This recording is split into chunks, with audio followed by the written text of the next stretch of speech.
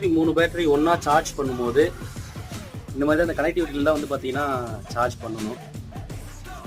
2 battery connectivity charge பண்ணும்போது இப்போ ப்ளஸ்ல இருந்து ப்ளஸ் ஒரு இதில் செட் பண்ணிவிட்டு அடுத்த பேட்டரி கனெக்ட் பண்ணும்போது அந்த ப்ளஸ்ஸோட இதை வந்து பார்த்தீங்கன்னா மைனஸில் செட் பண்ணிடணும்.